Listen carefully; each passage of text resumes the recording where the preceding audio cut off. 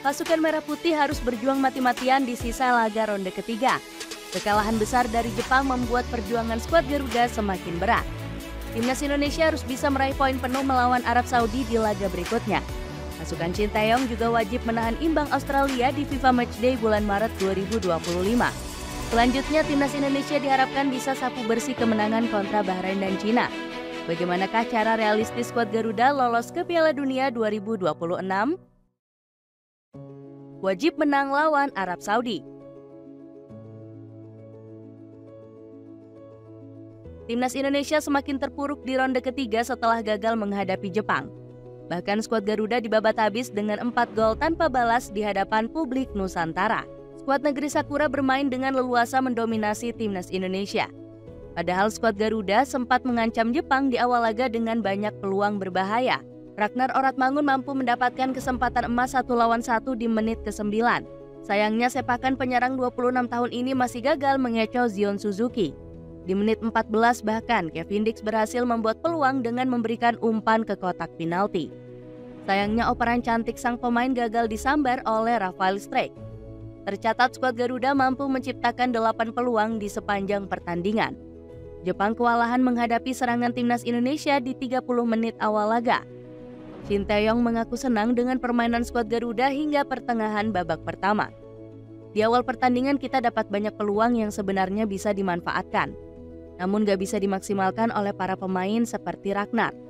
Mungkin jika kita bisa mencetak gol lebih dulu, hasilnya pasti bisa berubah, ucap Sinteyong. Coach Shin juga berjanji akan mengevaluasi kesalahan Timnas Indonesia dari Jepang. Saya nggak mau beralasan di laga tersebut karena kita kalah. Saya akan melakukan evaluasi dan mempersiapkan pertandingan berikutnya dengan lebih baik lagi, janji sang pelatih. Skuad Garuda masih menjadi juru kunci klasemen grup C dengan koleksi 3 poin. Hasil negatif ini bikin Coach Shin mulai pesimis dengan peluang lolos ke Piala Dunia. Dari awal kami secara realistis menargetkan peringkat 3 atau 4. Saya nggak bisa menjaminnya tetapi akan saya coba, ucap Sinteyong. Kekalahan melawan Jepang harus segera dilupakan oleh Timnas Indonesia. Sinteyong wajib meraih kemenangan atas Arab Saudi di pertandingan berikutnya. Namun skuad Garuda harus ekstra waspada karena skuad Elang Hijau punya ambisi besar. Selain itu, kekuatan Arab Saudi juga meningkat drastis sejak dilatih Herve Renard. Kami akan bersatu dengan para pemain agar bisa membawa Timnas Indonesia finish di peringkat 3 atau 4 grup C, janji Sinteyong. Kesit Budi Handoyo juga berharap Timnas Indonesia bisa meraih poin penuh kontra Arab Saudi. Jika kita bisa memetik angka penuh melawan Arab Saudi, maka Timnas Indonesia masih mampu menjaga persaingan di grup C, kata Kesit. Pandit lokal ini menyebut kekalahan dari Arab Saudi akan mengubur mimpi Timnas Indonesia ke Piala Dunia. Tapi kalau misalnya kita kalah dari Arab Saudi akan sulit bagi Indonesia.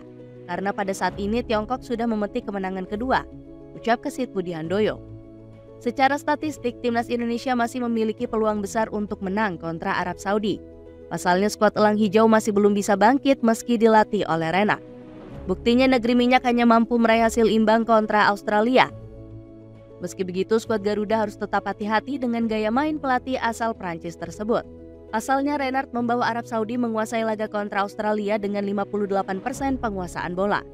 Belum lagi pelatih asal Prancis tersebut sudah menyebar saywar ke Timnas Indonesia. Saya merasa yakin dengan mereka karena saya merasa nggak pernah meninggalkan tim ini. Tujuan saya adalah lolos ke Piala Dunia bersama mereka, ungkap Renard. Selain itu, permainan dari Arab Saudi di bawah Renard bahkan mendapatkan pujian dari Subangkit. Permainan Arab Saudi sangat efektif. Transisi menyerang dan bertahan rapi. Saat diserang Australia, mereka sabar dan hanya menempel lawan tanpa bikin pelanggaran, tutur ex-pelatih Sriwijaya FC ini. Aku rekomendasiin kemeja pria lengan panjang yang bahannya recommended banget nih. Lihat reviewnya dan check out di bawah ini ya.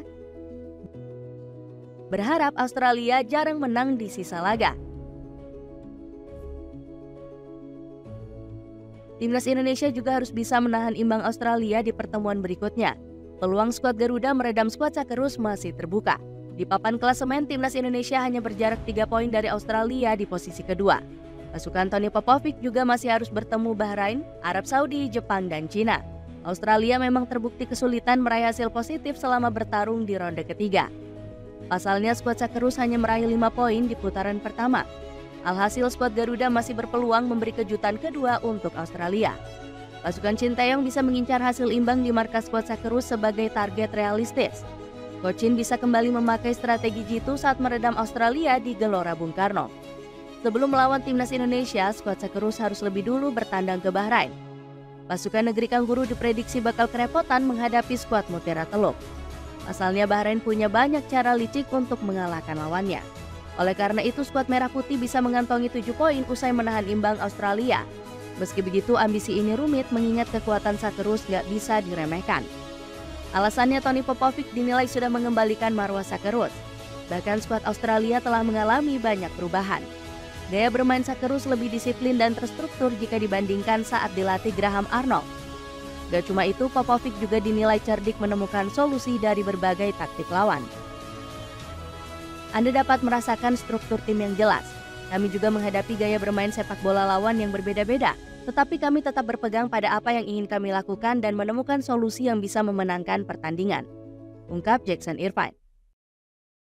Ambisi menang bantai melawan Bahrain. Skuad Garuda juga harus mengalahkan Bahrain di pertemuan berikutnya. Bahkan timnas Indonesia diprediksi harus menang telak untuk semakin membuka peluang lolos. Pasukan Merah Putih diuntungkan karena bermain di hadapan ribuan supporter sendiri. Keberadaan fans Garuda wajib dimanfaatkan untuk meneror mental skuad Mutiara Teluk. Timnas Indonesia sudah berhasil menggagalkan rencana licik Bahrain.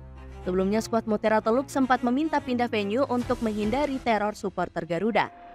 Selain itu, Bahrain juga semakin sulit mengandalkan bantuan wasit untuk meraih kemenangan. Buktinya anak asuh Dragan Talajik banyak mendapat keputusan merugikan saat melawan Cina. Mohamed Marhun malah diganjar kartu kuning saat melakukan diving di kotak penalti. Walid Al-Hayam bahkan mendapatkan kartu merah di akhir pertandingan.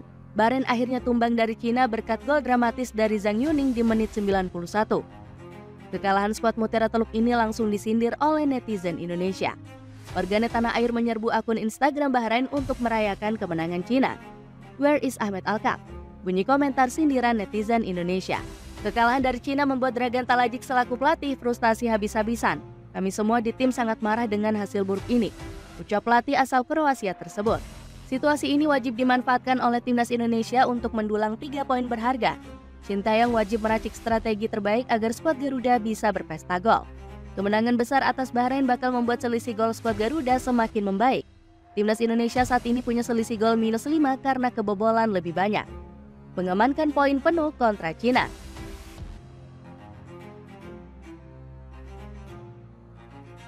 Partai hidup mati bakal dilakoni timnas Indonesia saat melawan Cina. Ambisi skuad Garuda lolos ke Piala Dunia akan bergantung penuh dari hasil kontra skuad Naga. Sintayong diprediksi harus menurunkan strategi terbaiknya untuk meraih kemenangan. Pasalnya Cina sedang dalam laju positif usai mengalahkan Bahrain dengan skor 0-1. Alhasil skuad Naga langsung menembus posisi 4 klasemen grup C dengan koleksi 6 poin. Setelah mengalahkan Bahrain, Branko Ivankovic langsung koar-koar jumawa.